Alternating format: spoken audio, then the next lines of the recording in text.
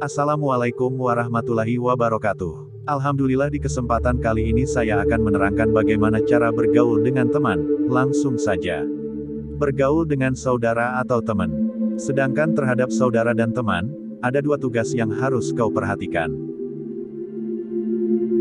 Tugas pertama, terlebih dahulu engkau harus melihat kriteria orang yang bisa dijadikan sahabat atau teman.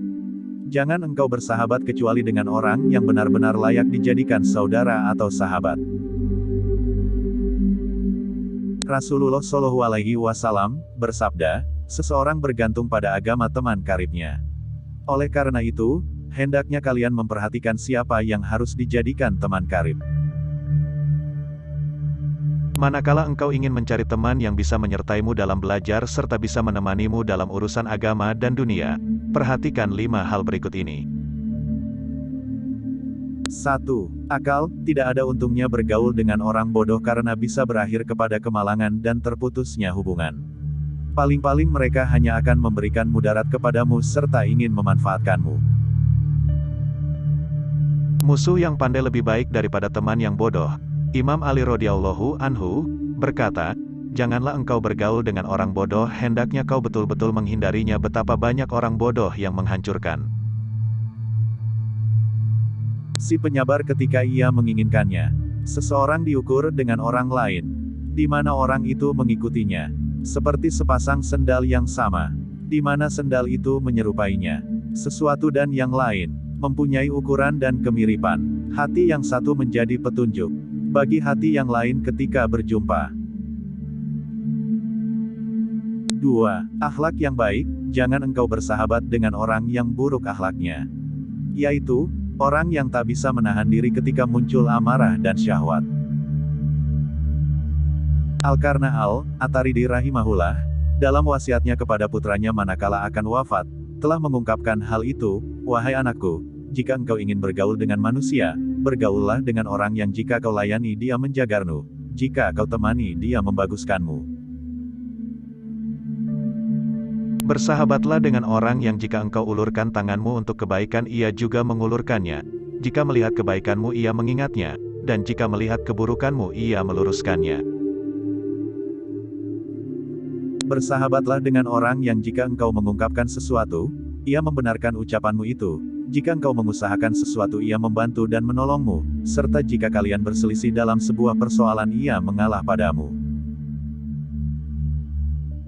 Imam Ali radhiyallahu anhu mengungkapkan syair rajasnya, sesungguhnya saudaramu adalah yang ada bersamamu, yang membiarkan dirinya menderita demi kepentinganmu, dan yang jika bingung dia menjelaskannya padamu dia rusak integritas dirinya untuk mengumpulkan dirimu. 3. Baik dan saleh. Jangan engkau bersahabat dengan orang fasik yang selalu berbuat maksiat besar. Karena, orang yang takut kepada Allah tak akan terus berbuat maksiat besar. Engkau tak akan aman dari bencana yang ditimbulkan oleh orang yang berbuat maksiat besar itu. Ia akan selalu berubah-ubah sikap sesuai dengan kondisi dan kepentingan. Allah Subhanahu wa Ta'ala berfirman, jangan engkau ikuti orang yang kami lalaikan hatinya dari berzikir kepada kami dan mengikuti hawa nafsunya. Orang itu telah betul-betul melampaui batas. Quran Surat Al-Kahfi, ayat 28. Hindarilah bergaul dengan orang fasik. Sebab, selalu menyaksikan kefasikan dan maksiat akan membuatmu toleran dan meremehkan maksiat. Karena itu, hatimu akan memandang remeh masalah gibah. Seandainya mereka melihat cincin emas atau pakaian sutera yang dipergunakan seorang faqih, mereka akan sangat mengingkarinya, padahal, gibah lebih hebat daripada itu. 4. Tidak tamak terhadap dunia. Bergaul dengan orang yang tamak terhadap dunia merupakan racun yang membunuh, sebab, kecenderungan untuk meniru sudah menjadi hukum alam. Sebuah tabiat bisa mencuri tabiat lainnya tanpa disadari. Dengan demikian, berteman dengan orang tamak bisa membuatmu lebih tamak, sebaliknya berteman dengan orang zuhud bisa membuatmu lebih zuhud. 5. Jujur. Jangan engkau bersahabat dengan pembohong karena bisa jadi engkau tertipu olehnya. Ia seperti fata morgana, ia membuat dekat yang jauh darimu dan membuat jauh yang dekat darimu. Bisa jadi kelima hal ini tidak kau dapati pada orang-orang yang berada di sekolah atau di masjid. Dengan demikian, engkau harus memilih salah satu, entah mengasingkan diri karena hal itu akan membuatmu selamat, atau engkau bergaul dengan mereka sesuai dengan karakter mereka. Hendaknya engkau mengetahui bahwa saudara itu ada 3 macam wajah sedih. 1. Saudara untuk akhiratmu. Dalam hal ini engkau harus melihat pada agamanya. 2. Saudara untuk duniamu.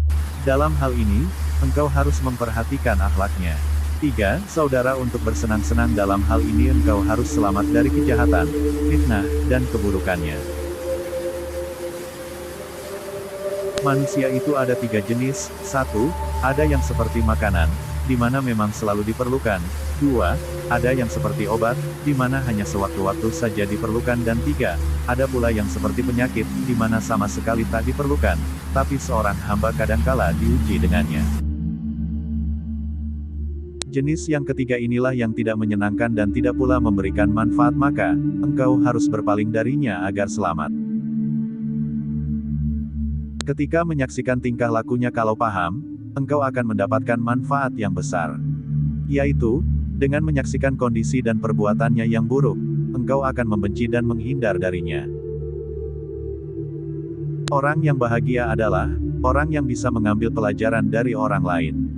Seorang mukmin merupakan cermin bagi mukmin yang lain. Nabi Isa alaihissalam pernah ditanya, "Siapa yang telah mengajarkan adab padamu?"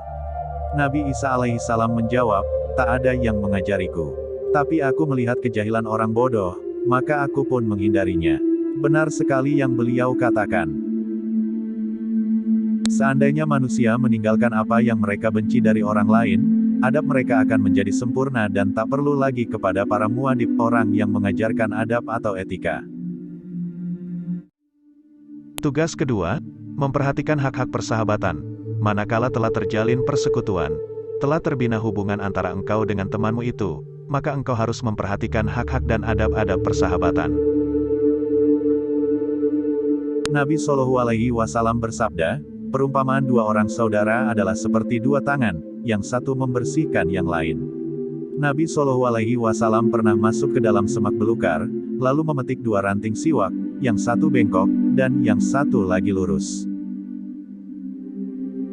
Waktu itu beliau bersama para sahabatnya, lalu beliau memberikan yang lurus sedangkan yang bengkok beliau simpan untuk dirinya sendiri. Lantas mereka bertanya, "Wahai Rasulullah, engkau yang lebih berhak atas ranting yang lurus ini daripadaku." Nabi Shallallahu Alaihi Wasallam menjawab, tidaklah seseorang menyertai temannya walaupun sesaat di waktu siang, melainkan ia ditanya, apakah ia telah menunaikan hak Allah Subhanahu wa Ta'ala dalam persahabatannya itu atau justru ia melalaikannya. Nabi Shallallahu Alaihi Wasallam juga berkata, tidaklah 2 orang bersahabat, melainkan yang paling dicintai Allah Subhanahu wa Ta'ala adalah orang yang paling mengasihi temannya. Adab dalam bergaul atau bersahabat adalah mengutamakan teman dalam hal harta. Jika tidak, maka dengan mengeluarkan kelebihan harta ketika dibutuhkan, atau membantu dengan jiwa saat diperlukan secara langsung tanpa diminta. Menyimpan rahasia, menyembunyikan aib, tak menyampaikan cemoohan orang kepadanya, memberitakan pujian orang kepadanya, penuh perhatian terhadap apa yang dibicarakannya, memanggil dengan nama yang paling disukainya, memuji kebaikannya, berterima kasih atas bantuannya. Membela kehormatannya di saat ia tidak ada sebagaimana ia membela kehormatannya sendiri, menasihatinya dengan lemah lembut dan jelas jika memang diperlukan, memaafkan ketika ia salah dan tidak malah mencaci, mendoakannya di saat berkholwat dengan Allah, baik ketika masih hidup maupun ketika sudah meninggal. Tetap setia kepada keluarga dan kerabatnya manakala ia sudah meninggal dunia, ikut meringankannya dan bukan justru memberatkan hajatnya, menghibur hatinya dari segala kerisauan, menampakkan kebahagiaan atas kemudahan yang ia dapatkan, bersedih atas hal buruk yang menimpanya. Menyembunyikan di dalam hati apa yang ia sembunyikan sehingga ia benar-benar setia secara lahir maupun batin, mendahuluinya dalam mengucapkan salam ketika bertemu, melapangkan majelis untuknya, membantunya ketika berdiri, serta diam ketika ia berbicara sampai selesai dengan tidak menyela atau memotongnya. Ringkasnya, hendaknya ia memperlakukan temannya itu sebagaimana ia senang kalau diperlakukan demikian. Siapa yang tak mencintai saudaranya sebagaimana ia mencintai dirinya sendiri, berarti ia telah dihiasi nifak, sifat munafik. Ini merupakan bencana baginya di dunia dan di akhirat. Itulah adab-adab yang harus kau perhatikan berkenaan dengan hak orang awam yang bodoh dan hak para sahabat. Wallahu alam biswab, itu saja yang bisa sampaikan di kesempatan kali ini. Semoga bermanfaat banget bagi kita semua. Yang lupa dukungannya untuk channel ini, dengan cara tekan subscribe, aktifkan lonceng, like, komentar dan share. Assalamualaikum warahmatullahi wabarakatuh.